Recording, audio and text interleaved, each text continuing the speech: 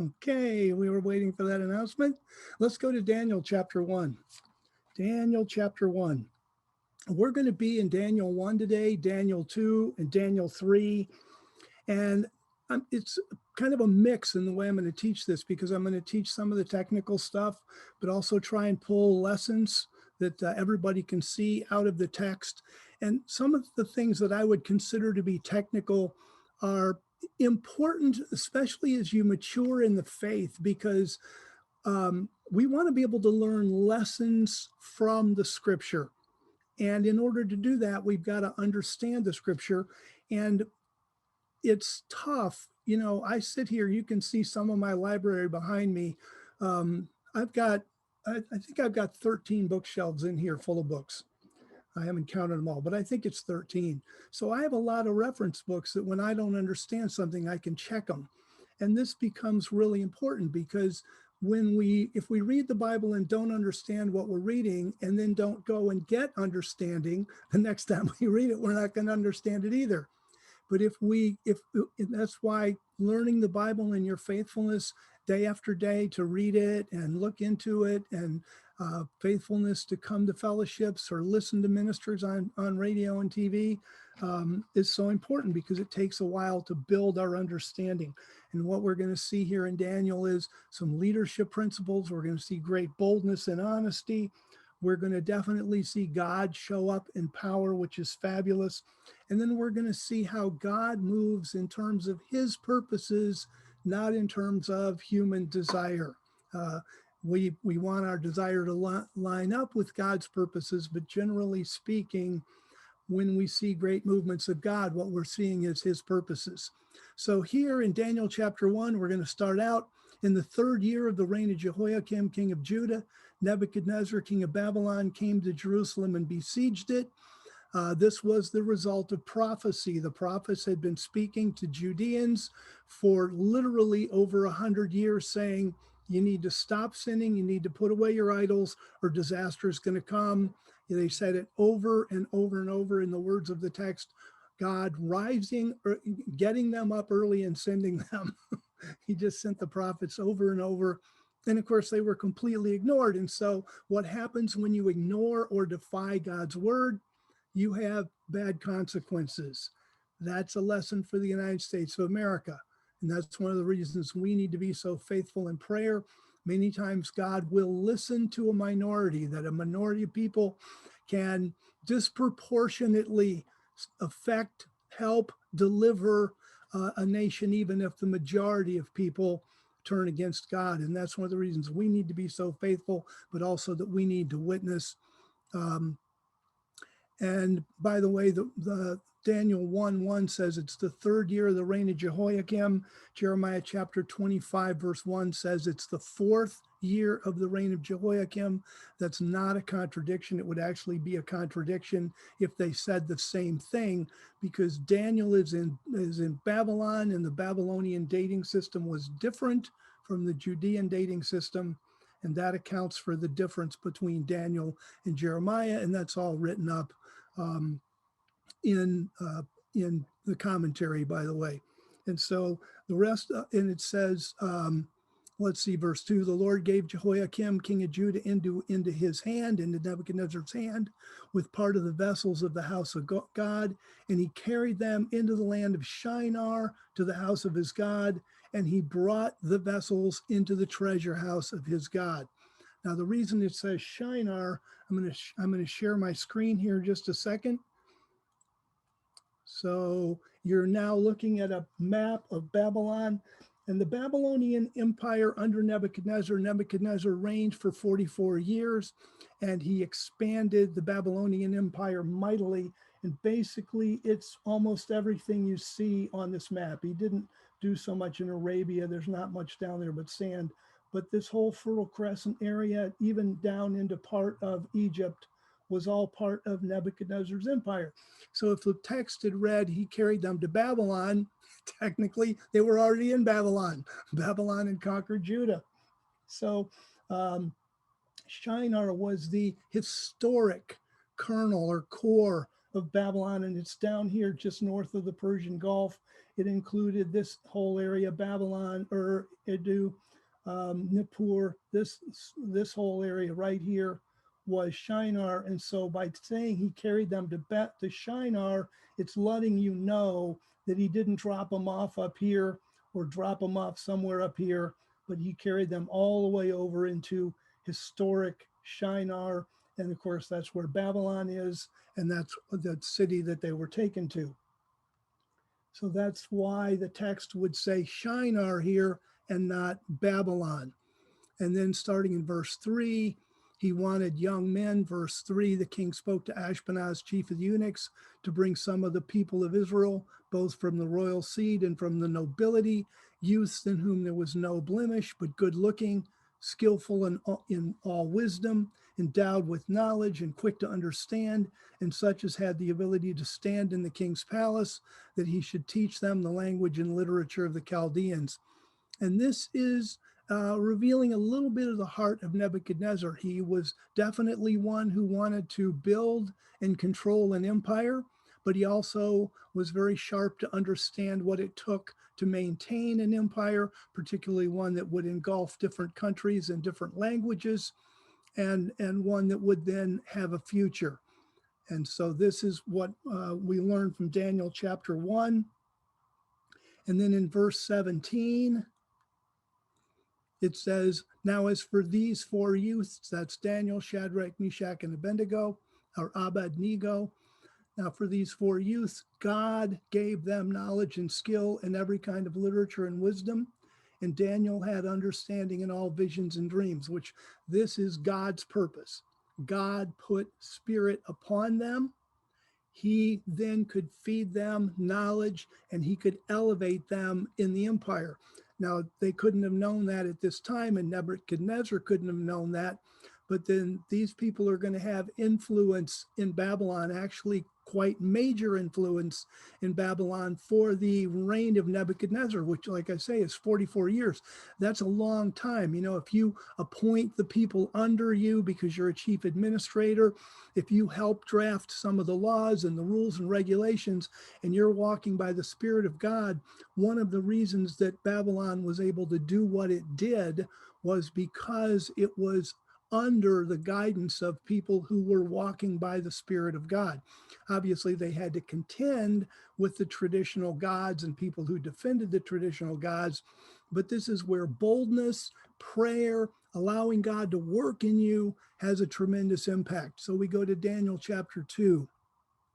Now, Daniel chapter 2 is a great example of why I think it's important to read a modern version. As I read the first part of this, you'll see, if you've been reading a King James, you'll see a tremendous difference. Well, we've got to remember that the King James was translated, the original, in 1611. It was updated here and there, but never greatly so. But for example, the great Greek manuscripts that come from the time of the writing of the New Testament and give us that vocabulary weren't discovered until really the 1880s. In fact, both Bullinger and Thayer had already written their lexicons before those Greek manuscripts were discovered, which is why those lexicons often are backdated in the meaning of words, because they didn't know what some of those words meant. Same thing with Hebrew. We're constantly learning Hebrew, and it was in the 20s, that the late 20s, actually, and early 30s, that Ugaritic was translated. And we found out Ugaritic is a very, very close cognate language to ancient Hebrew. And we learned the meaning of a lot of words in the Hebrew from that. And we're able to fit verses together that had never fit before. The first translation, the first general translation that came out with some of that understanding was the Revised Standard Version in 1952. But let's get right into this, and you'll see pretty quickly what's going on. So now verse 1 starts out in the second year of the reign of Nebuchadnezzar. This is going to become important because he's going to reign for 44 years. Daniel, Shadrach, Meshach, and Abednego are going to be appointed as administrators due to this, and it's in his second year. So this is God's purpose. God gave Nebuchadnezzar that dream. God wanted those men who had spirit of God on them and could receive revelation. He wanted them to be in power. And so he's giving this dream to Nebuchadnezzar at this time. So he dreamed, his spirit was troubled, he couldn't sleep. Verse 2, he commanded to call the magicians, enchanters, sorcerers, the Chaldeans, to tell the king his dreams. So they came in and stood before the king. The king said to them, I have dreamed a dream, and my spirit is troubled to know the dream. Then the Chaldeans spoke to the king in Aramaic. That was the official language. This is the imperial Aramaic, or what we call Babylonian Aramaic. Spoke to the king in Aramaic, O king, live forever. Nice way of addressing the king. Tell your servants the dream, and we will show the interpretation. The king answered the Chaldeans, this is what I have decided.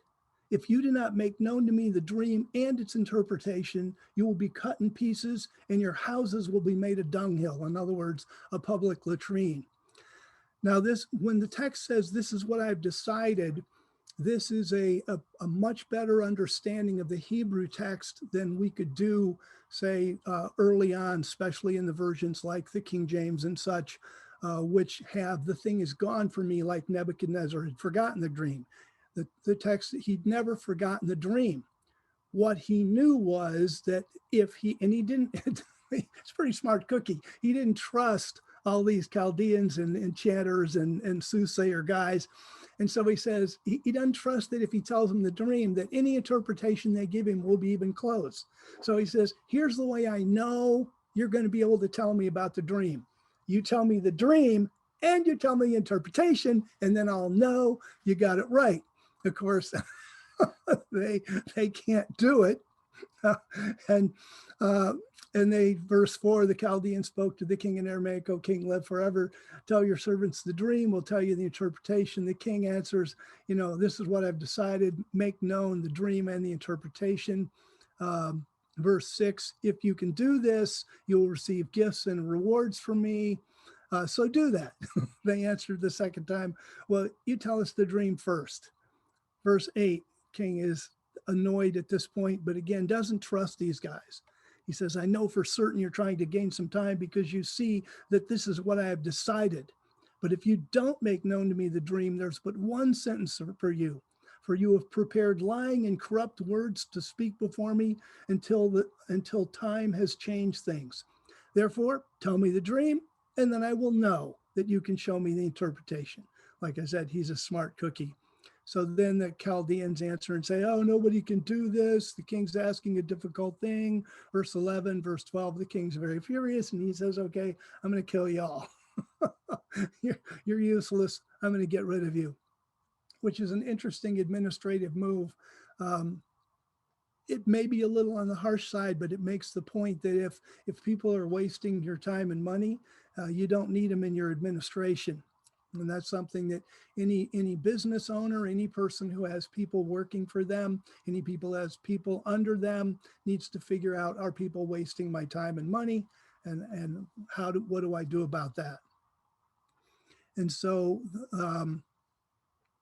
Daniel, of course, is one of those guys who's, a magician, if you will, a magi, a leader, a prophet. And so they were going to kill Daniel as well. And so Daniel and his teammates, Shadrach, Meshach, and Abednego, started praying, and God revealed this dream to Daniel. So let's go to Daniel chapter 2, verse 27.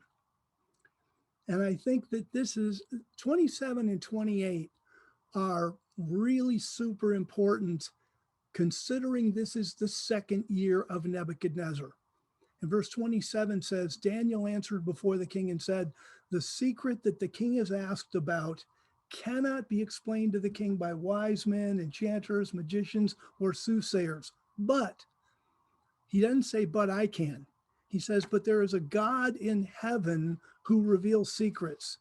And he has made known to King Nebuchadnezzar what will be in the latter days. Your dream and the visions of your head on your bed are these. And now Daniel's going to explain those. But notice how Daniel here introduces a God in heaven, because Nebuchadnezzar would have been religious in the sense that any king in those days was religious, but not, he wasn't a religious fanatic, and there's no indication that he really was super invested in the worship of any particular god, even though the chief god in Babylon at the time was a god named Marduk.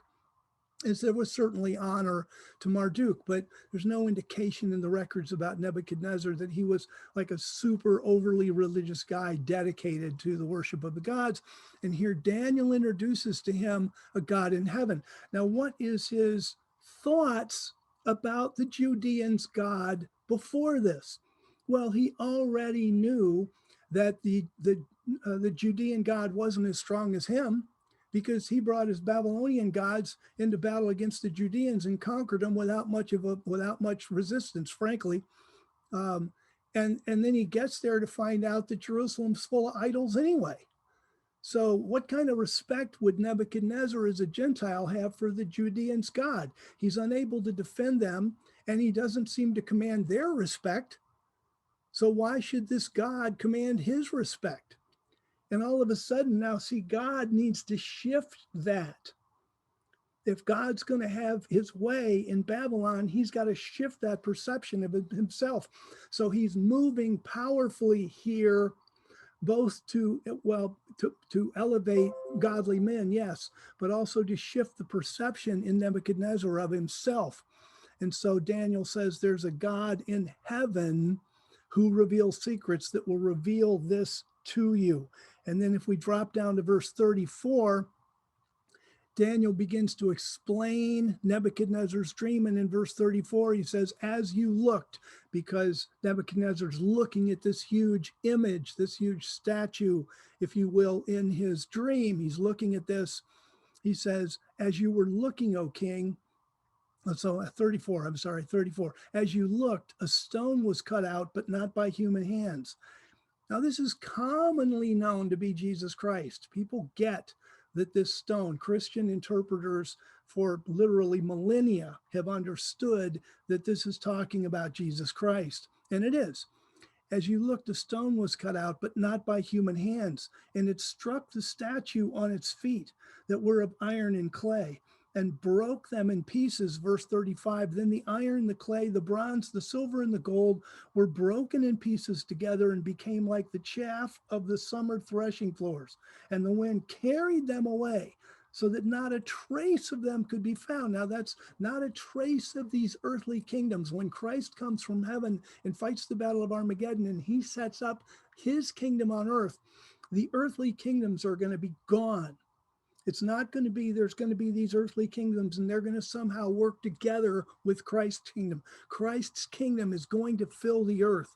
And this becomes really important for us to understand, because it says, the wind carried them away, not a trace could be found, verse 35, but the stone that struck the image became a great mountain and filled the whole earth. And this prophecy fits with so many other statements in the Old Testament, like Psalm 37, the meek will inherit the earth. That's where Christ got that in Matthew 5:5 in the Sermon on the Mount. Now, all the prophecies about Ezekiel 37, the dead are going to come up out of their graves and go back to the land of Israel. There's so many prophecies and statements about the kingdom of Christ being on earth. It's just been an amazing show of the power of tradition and the unwillingness of people to actually believe what the Bible says, that people believe you die and you go to heaven and you live there forever. Because all the prophecies indicate Christ is going to come back and conquer the earth, just like this prophecy said. And you and I know that that's actually what's going to happen. Christ is going to come back and we're going to spend our future on the earth. There'll be the millennial kingdom, then there'll be a war, and then the eternal kingdom will descend from heaven and land on the earth. And that's where we're going to spend time. And that becomes then very important. So now we go down to verse 44. And in verse 44, again, Daniel's talking, and he says, in the days of those kings, the kings that he was talking about, the kingdoms, Nebuchadnezzar was the head of gold, that kind of thing. In the days of those kings, the God of heaven set up a kingdom that will never be destroyed. I need to make a quick note here. Hold on just a second. Sorry about this. Got it. Okay. Will never be destroyed, nor will its sovereignty be left to another people, but it will break in pieces and consume all these kingdoms, and it will stand forever. So again, Christ's kingdom is going to fill the earth, because you saw a stone that was cut out of the mountain without hands, and that it broke in pieces the iron, bronze, clay, silver, and the gold. And remember, in the interpretation of the dream, the head of gold was Nebuchadnezzar. The great God is made known to the king what will happen in the future. And the dream is certain and the interpretation sure. Verse 46, then King Nebuchadnezzar fell on his face and prostrated himself before Daniel. And that's an amazing act of humility. You know, the king here if he was super prideful and arrogant, he could have just said, wow, that was really nice. I appreciate knowing that. Thank you very much. But the fact that Daniel was able to so clearly elucidate what his dream was and what the interpretation was and what it meant in Nebuchadnezzar's heart, and Nebuchadnezzar just went and just lay prostrate right in front of Daniel. And he commanded that they should offer an offering and sweet odors to him. The king answered to Daniel and said, of a truth, your God is the God of gods and the Lord of kings and a revealer of secrets, since you've been able to reveal this secret. And the king made Daniel great and gave him many gifts and made him ruler over the whole province of Babylon. Now remember, he's going to reign for 42 more years. And Daniel is powerful under him. And chief governor over all the wise men of Babylon. Verse 49, Daniel requested of the king, and he appointed Shadrach, Meshach, and Abednego over the affairs of the province of Babylon. But Daniel was in the gate of the king. He's right there like Mordecai in the book of Esther, right in the king's palace. So here's another principle, that when you get into a position of authority, help other Christians. You know, the world is very good at helping other worldly people. That's one of the reasons so many worldly people get into power. And we Christians have to be better at looking out for and helping other Christians. And that's certainly a principle here. And then we see basically what carries forward as far as these three men and Daniel having power and authority in Babylon. Now we go to Daniel chapter 3. So now Daniel chapter 3, I think, has been misunderstood, misinterpreted through much of Christian history, primarily because Nebuchadnezzar has been so vilified. Nebuchadnezzar certainly was a powerful king. Nebuchadnezzar certainly had to rule with a very, very firm hand.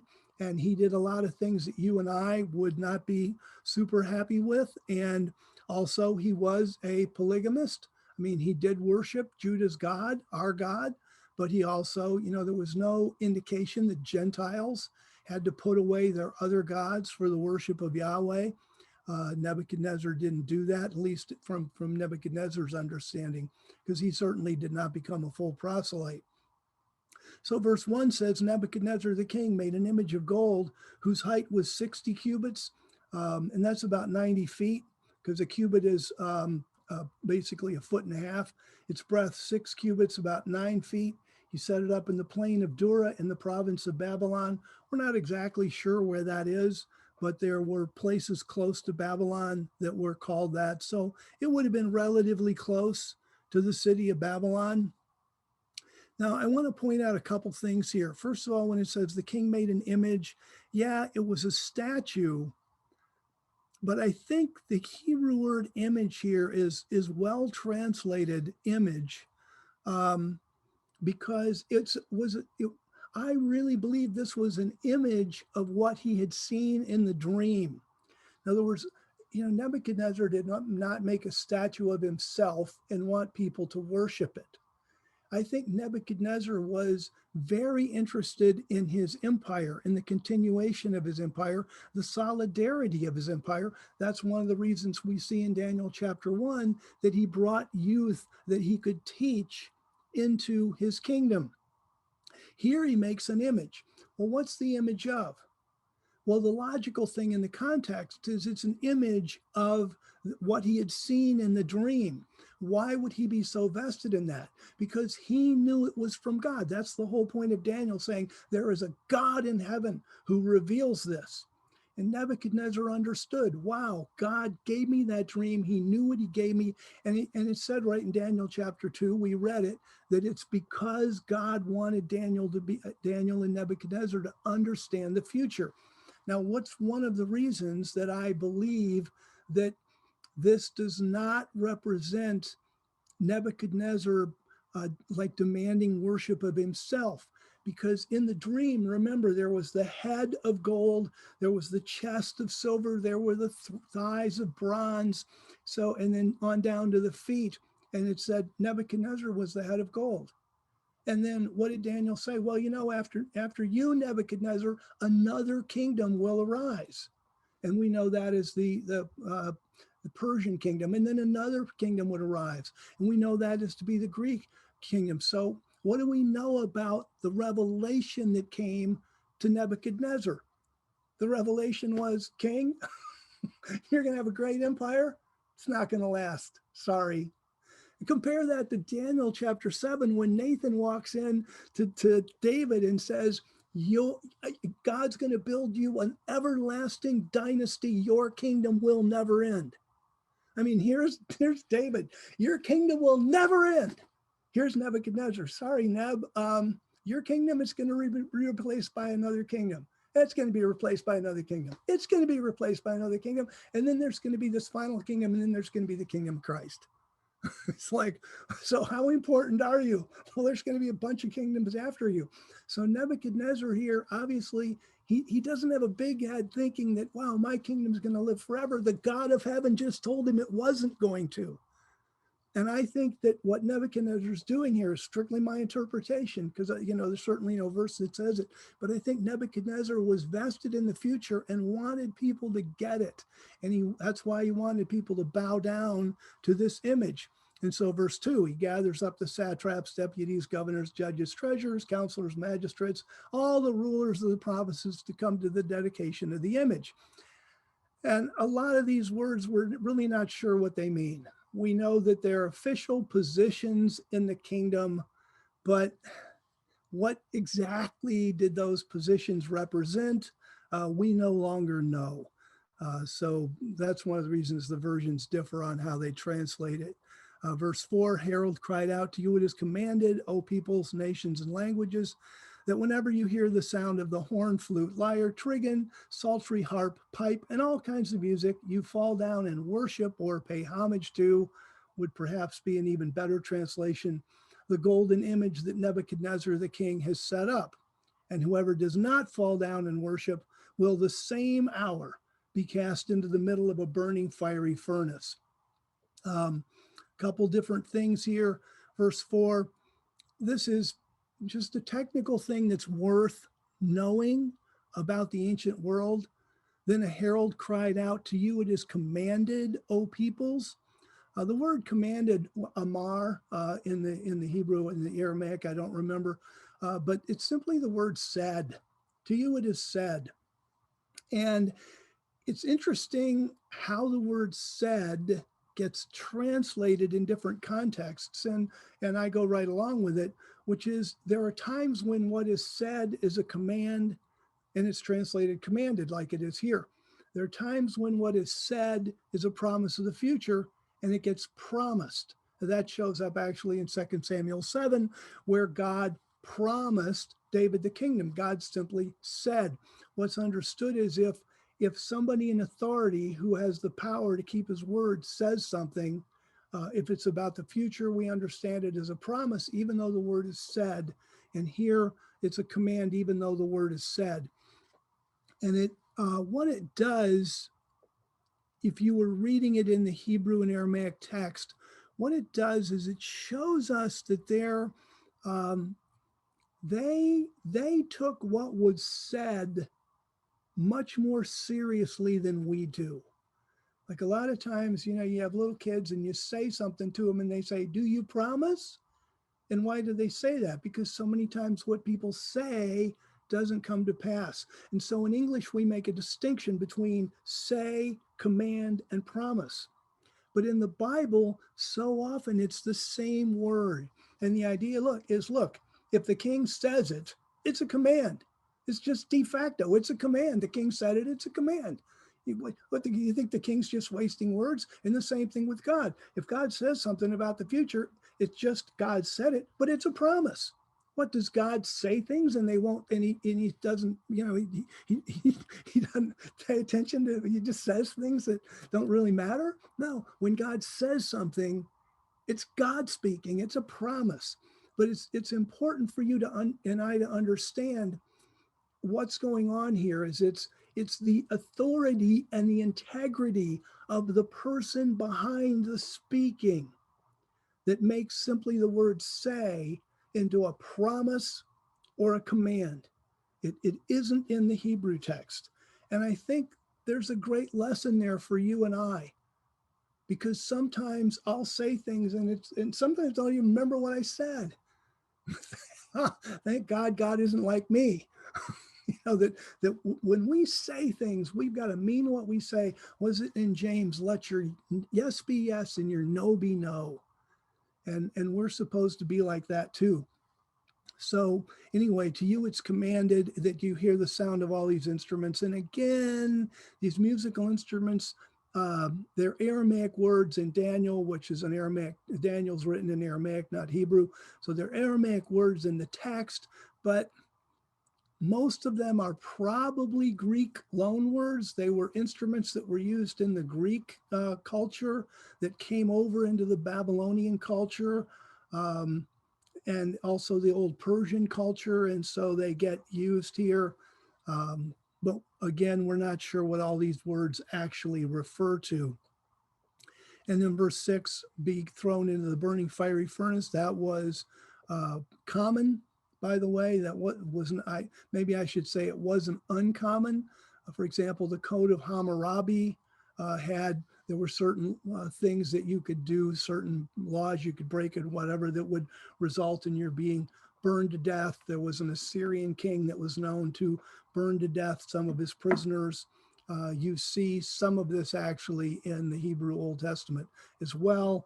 In Jeremiah, now that I'm thinking about it, if you want to scribble something down, Jeremiah chapter 29, verses 20 to 23 talks about Nebuchadnezzar burning some false Judean prophets. And then, so we move on to verse 8. At that time, certain Chaldeans came near and brought an accusation against the Jews. Now, Chaldea was in the same general area as Shinar. Chaldea would be like, again, a historic core of the part of Babylon that was near the Persian Gulf. And so basically these guys had a long history of being part of the empires of this part of the world. And they were jealous. They were jealous against the Jews. Remember that in Daniel 2, Daniel, Shadrach, Meshach, Abednego were powerful people in the Babylonian kingdom. Here are the Chaldeans. They've been there a long time. They're thinking they should be the ones with the power. So they're envious of Shadrach, Meshach, Abednego, and Daniel, and they're kind of waiting for a chance to get at them. And so let's see.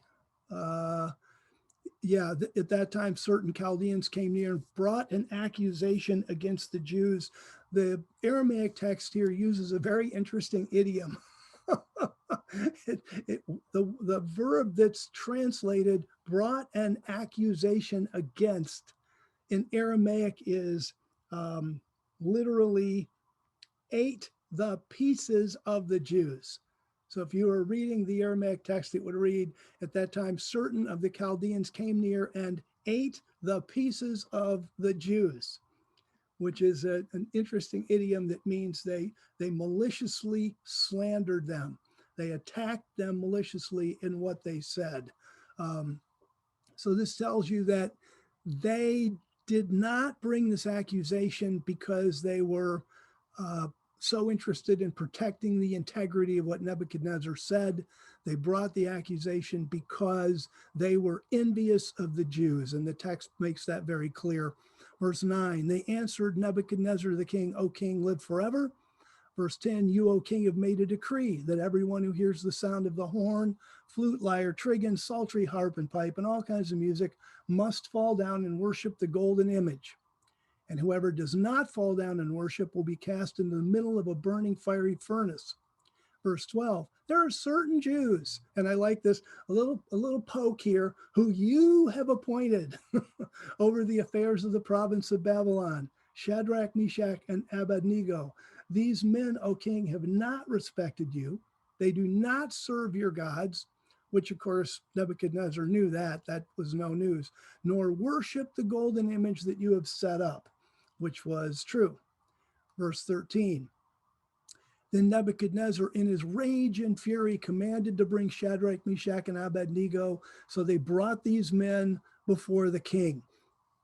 And Nebuchadnezzar here is kind of in a vice because he's made this statement and he's the king. And this is early on in his empire. And his empire is expanding. And it's expanding rapidly and it's expanding greatly. Remember, by this time he had only come to power for like 1 year when he conquered Judah. So he'd expanded his empire very greatly. And if you now get subjects who he's appointed into positions of authority from a vassal empire that would be Judah, and all of a sudden they're in high positions and they're going to defy what he says, he's going to have nothing but trouble in his kingdom.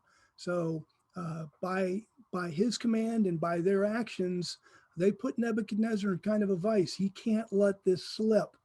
And he's really angry, frankly, that his administrators who he trusted and who apparently up till now had been doing a good job, all of a sudden just openly defy him. And in his rage and fury, he commanded people to bring Shadrach, Meshach, and Abednego. Verse 14, Nebuchadnezzar answered and said to them, is it true, Shadrach, Meshach, and Abednego, that you do not serve my God, nor worship the golden image that I have set up? And then verse 15, if you're ready to worship, fine. But if you do not worship, you will be cast the same hour into the middle of a burning fiery furnace. And who is that God that can deliver you out of my hands? And of course, he had just conquered much of what we call the ancient Near East. So he'd already gone through, the gods of Assyria and the gods of Judah and those kind of things. So verse 16, Shadrach, Meshach, and Abednego answered and said to the king, O Nebuchadnezzar, we don't need to give you an answer concerning this matter. And what they mean by that, they don't mean to insult the king, but what they mean is that they're not going to change their mind. They're going to tell Nebuchadnezzar what their stance is, but they're not going to change their mind. Verse 17, the first part of verse 17, I think it's really important that we get this correct. Some of the modern translations, like the NET, Holman Christian Standard, get this first part correct. Some of the commentaries, like the Concordia commentary, get this translation right and give explanations as to why. If our God whom we serve exists. Remember, Nebuchadnezzar had just said, who is the God that can deliver you? And they said, if our God whom we serve exists, they're not saying that maybe he doesn't exist. They're talking to Nebuchadnezzar, who has already experienced some of the power of this God of theirs, but could in certain circumstances maybe have doubt. So they say, if our God whom we serve exists, then he's able to deliver us from the burning fiery furnace, and he can deliver us up out of your hand, O king. Now, the Hebrew of this last phrase, or the Aramaic rather, the Aramaic of this last phrase, he can deliver us out of your hand, is a word, and as you translate from the Semitic languages, into English a lot of the verb forms. It's just like in Greek, the many of the verbs in Greek, the passive and middle form of the verb are the same. So you have to make a decision from the context. Is this a middle tense, a middle voice verb, or is this a passive voice verb? And that's the same in Hebrew. So this, the verb here in Aramaic, translated in the REV, it's he can deliver us, can be at what's called an imperfect tense, meaning he will deliver us, or it can be a jussive tense, meaning that he can deliver us or he may deliver us. And the context is going to call for the jussive, because in the very next verse, they say, even if he doesn't deliver us. So they're not going to say, he will deliver us, and then say, well, maybe he won't. They would never create doubt about God that way, especially to King Nebuchadnezzar, especially when the whole court is listening. These guys don't know the future. And it's possible, as they say in the next verse, in verse 18, that maybe we won't be delivered. But their stance, again, what do we learn if we understand the text correctly? Look at how bold, how powerful the stand of these men are in their youth. These guys, they're not in their 40s. They're probably in their late teens, frankly. And they say, if our God whom we serve exists, then he's able to deliver us from the burning fiery furnace, and he can deliver us out of your hand, O king. But even if he doesn't, we want you to know, O king, that we're not going to serve your gods, nor worship the golden image that you've set up, which tells me that they understood the hope.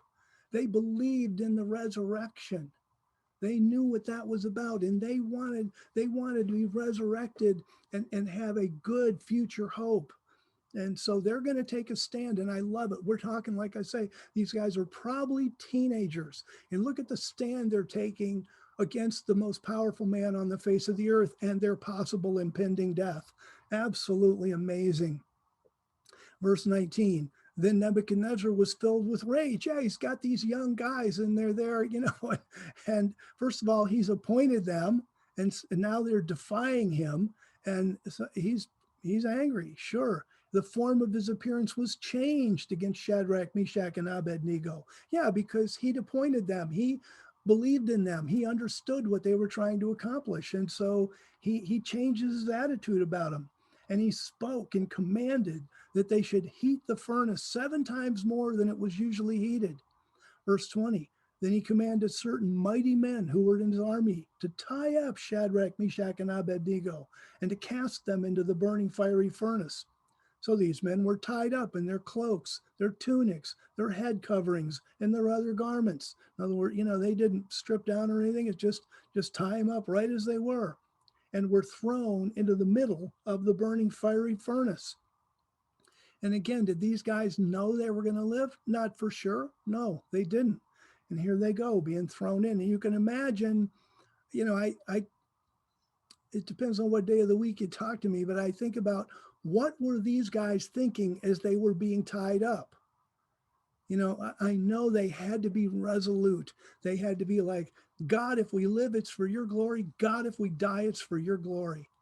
And what a great attitude, that they had. It's humbling. It's just simply humbling. And they tied these guys up. They threw them in the furnace. Verse 21. So these men were tied up in their cloaks, tunics, head coverings, other garments, thrown into the middle of the burning fiery furnace. Verse 22, because the king's commandment was so urgent and the furnace exceeding hot, the flame of the fire killed those men who carried Shadrach, Meshach, and Abednego. Good grief, that is one seriously hot fire. But verse 23, but these 3 men, Shadrach, Meshach, and Abednego, fell into the middle of the burning. So the men who carried them gave them a good push. The fire burned them to death. But these 3 men had enough inertia that they fell into the middle of the burning fiery furnace, still tied up. Verse 24. Then Nebuchadnezzar the king was astonished and rose up in haste, because he would have been sitting on a throne overseeing this judgment. He spoke and said to his counselors, Did we not cast 3 men tied up into the middle of the fire? They answered the king, yeah, that's what we did. True, O king, I like that. I mean, yes. He answered and said, look, I see 4 men loose walking around in the middle of the fire, and they are unharmed. And the appearance of the fourth is like a son of the gods. That's the literal Aramaic, and that's a phrase for an angel. In other words, spirit being. Nebuchadnezzar understood spirit beings. He wouldn't have understood angels the way we understand angels, but he understood that this, a son of the gods, meant a spirit being. So Nebuchadnezzar gets the fact that somehow or other, this spirit being interceded in the middle of this and wrapped himself or in some way protected Shadrach, Meshach, and Abednego. And now they're just marching around in there. Verse 26, Nebuchadnezzar came near, not near enough to die like those other guys.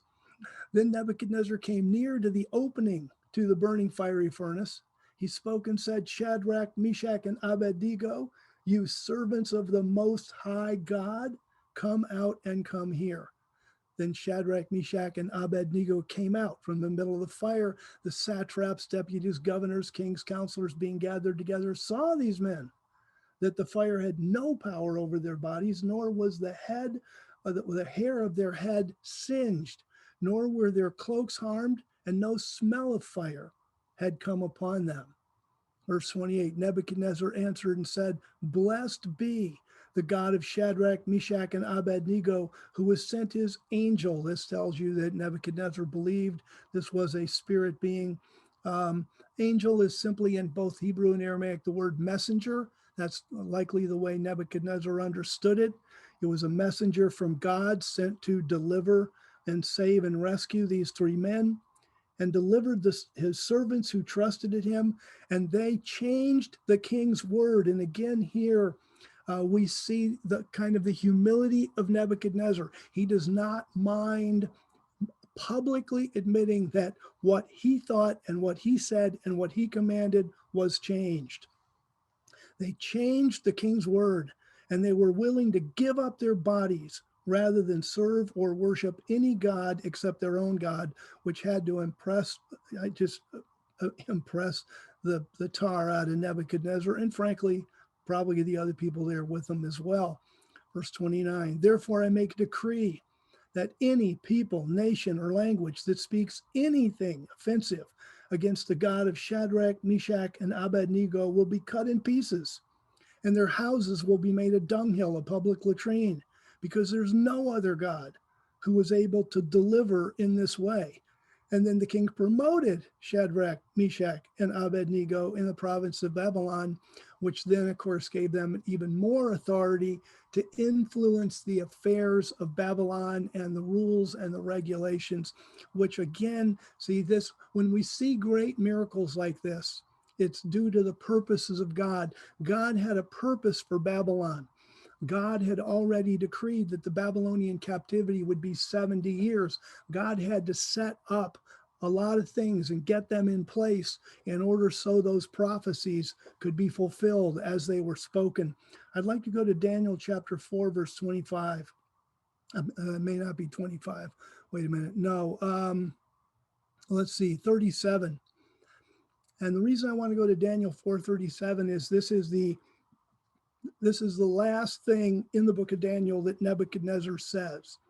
And I think it's important because I think at least I believe that Nebuchadnezzar will be in the resurrection of the just, because this is the last thing written about him. What I see in Nebuchadnezzar is I see him being used mightily of God. I see him being humble in many situations. We know that in many ways he was a tyrant and had to be to maintain his empire. But here, this is the last words of Nebuchadnezzar in the Bible. Verse 37, now I, Nebuchadnezzar, praise and extol and honor the kingdom of heaven, for all his works are truth and his ways justice, and those who walk in pride he is able to abase. And that's his closing opinion of God, which frankly is a whole lot better than a bunch of Judean kings who should have known better, and they had the word of God to go by. So what do we see here in Daniel chapter 1, 2, and 3? We see God moving powerfully to bring his purposes to pass.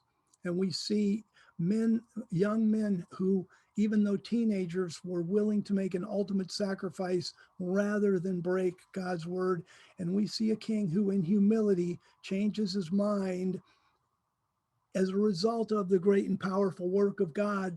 Compare that to the religious leaders of Christ's time, who, when the soldiers came and told them about the resurrection, instead of changing their mind and believing, they said, well, we'll give you a lot of money and we'll bribe the governor. You go and tell people that the disciples came and stole his body. So this shows great humility on the part of Nebuchadnezzar. So there's a lot of great things to learn from here in Daniel chapters 1, 2, and 3. And it's been a joy for me to share this with you this morning. It's a fairly long teaching. Thank you for being here with me for the whole thing. And God bless you all.